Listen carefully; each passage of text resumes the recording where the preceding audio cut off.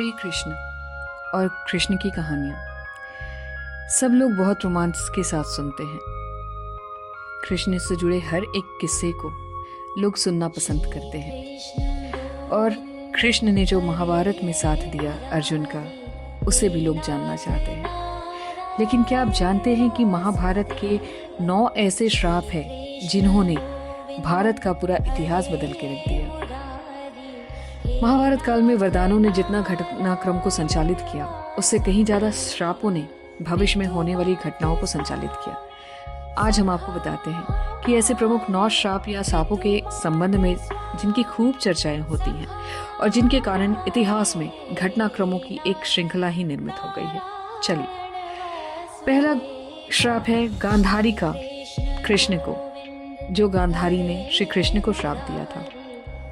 महाभारत के युद्ध के बाद जब भगवान श्री कृष्ण गांधारी को सांत्वना देने पहुंचे तो अपने पुत्रों का विनाश देखकर गांधारी ने श्री कृष्ण को श्राप दिया था कि जिस प्रकार पांडव और कौरव आपसी फूट के कारण नष्ट हुए हैं, उसी प्रकार तुम्हारे बंधु बांधवों को भी नष्ट हो जाएंगे। आज से 36वें वर्ष तुम अपने बंधु बांधवों व पुत्रों का नाश हो जाने पर एक साधारण कारण से अनाथ की तरह मारे जाओगे। यही नहीं, भगवान श्री कृष्ण को भी श्राप मिल सकता है। सो इंसान की क्या बिसात। श्री कृष्ण का अश्वत्थामा को श्राप, ये नंबर 2 पे आता है। महाभारत के युद्ध के अंत समय में जब अश्वत्थामा ने धोखे से पांडव पुत्रों का वध कर दिया था, तो अश्वत्थामा ने पांडवों को ब्रह्मास्त्र से वार किया था। ये देख अर्जुन ने भी अपना ब्रह्मास्त्र छोड़ा। महर्षि व्यास ने दोनों अस्त्रों को टकराने से रोक लिया और अश्वत्थामा और अर्जुन ने अपने अपने ब्रह्मास्त्र वापस लेने को कहा। तब अर्जुन ने अपना ब्रह्मास्त्र वापस ले लिया, लेकिन अश्वत्थामा ये विद्या नहीं जानता था, इसलिए उसने अपने अस्त्र की दिशा बदलकर अभिमन्यु की पत्नी उत्तरा के गर्भ की ओर कर दी। ये देख भगवान श्री कृष्ण ने अश्वत्थामा को श्राप दिया कि तुम 3000 वर्ष तक इसी पृथ्वी पर भटकोगे और किसी भी जगह किसी पुरुष के साथ तुम्हारी बातचीत नहीं हो सकेगी। तुम्हारे शरीर से पीप और लहू की तरह गंध निकलेगी, इसलिए तुम मनुष्यों के बीच नहीं रह सकोगे, दुर्गम वन में ही पड़े रहोगे।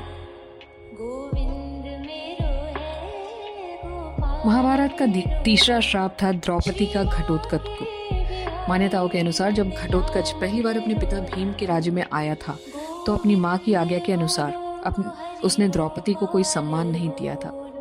घटोत्कच की माता जो है वो हिडिंबा थी। द्रौपदी को अपमान महसूस हुआ और उसे बहुत गुस्सा आया। वह उस पर चिल्लाई कि वह एक विशिष्ट स्त्री है, वह युधिष्ठिर की रानी है, वह ब्राह्मण राजा की पुत्री है तथा उसकी प्रतिष्ठा पांडवों से बहुत ज्यादा अधिक है। और उसने अपनी दुष्ट राक्षसी माँ से कहने पर बड़ों ऋषियों और राजाओं से भरी सभा में उसका अपमान किया है। जा दुष्ट, तेरा जीवन बहुत छोटा होगा तथा तू बिना किसी लड़ाई के मारा जाएगा। यदि यह श्राप नहीं होता तो घटोत्कच अकेला ही कौरव सेना का नाश कर सकता था।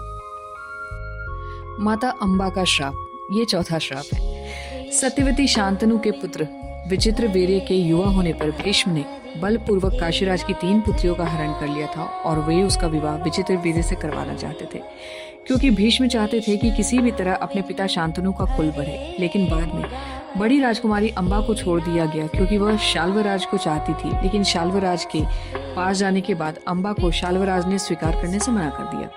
अंबा को परशुराम भी न्याय नहीं दिला पाए। बाद में अंबा ने अपने देह त्यागते वक्त बहुत ही द्रवित होकर भीष्म को कहा कि तुमने मेरा जीवन बर्बाद कर दिया है और अब मुझसे विवाह करने से मना कर रहे हो। मैं निस्सहाय स्त्री हूँ और तुम शक्तिशाली। तुमने अपनी शक्ति का दुरुपयोग किया, मैं तुम्हारा कुछ भी नहीं बिगाड़ सकती, लेकिन मैं पुरुष के रूप में दोबारा जन्म लूंगी, तब तुम्हारे अंत का कारण बनूंगी। गौरतलब है कि यही अंबा प्राण त्याग कर शिखंडी के रूप में जन्म लेती है और भीष्म पितामह की मृत्यु का कारण बनती है।